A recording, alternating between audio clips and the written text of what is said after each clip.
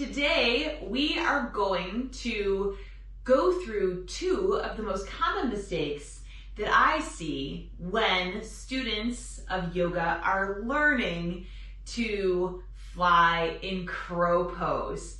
So crow pose is usually the first arm balance that you're going to learn and dive into.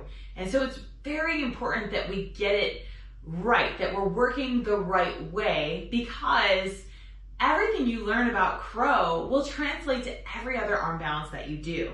So these are the two most common mistakes that I see when you're in front of me and learning crow.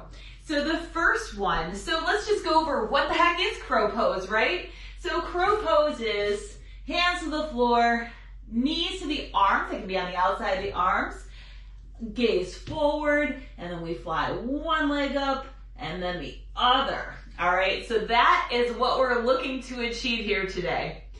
So the thing that I see most often is first this.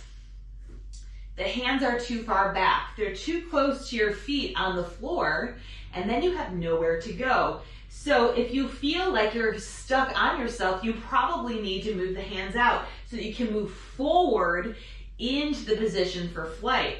So if they're a little too close to you, watch what happens.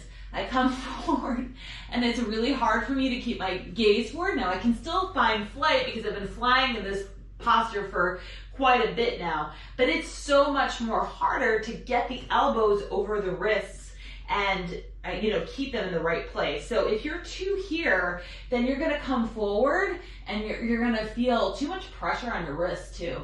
You're gonna feel like you can't fly or you can't get the feet up at all. So make sure to solve this.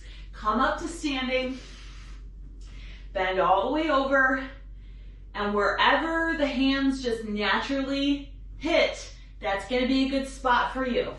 Then you come down into a toe squat, and it still feels a little too close for me, so I'm gonna walk back a little bit. There you go. So I should be able, when I come down to a toe squat, that my knees just go to the outside of the triceps, and by no means here, they're here. So I have somewhere to go. Notice where my elbow is, and now as I move forward to bring the elbow over the wrist, then I have a lot more space for flight. My feet can just pop up off the floor. So that's mistake number one, keeping the hands a little too close so you have nowhere to go. Mistake number two with crow pose is forgetting to squeeze in. So your knees, watch that motion again, especially when you're first starting to learn this one. You're gonna take the knees and really push into the arm. Push into the arm. All right, so I'm gonna give you what normally happens is someone comes into this and then they just pray. And then their knees drop down to the floor, right? Because they did not squeeze in. When you squeeze the knees into the arms, you're locking the legs into that flight position, and you're also asking your core muscles to contract. And therefore, everything feels lighter and you're able to find that flight. So instead of just leaning forward and hoping and having that happen, watch what happens with my arms here. So I'm in position and then I'm squeezing in, I'm squeezing in, I'm squeezing in. All right? So remember the squeeze in. Do not just balance your knees on your arms, say a prayer, and hope that it happens. So I hope going over these two most common mistakes in crow pose help you out today. And I hope that this helps you to troubleshoot maybe where you are in the posture and take it a little bit further.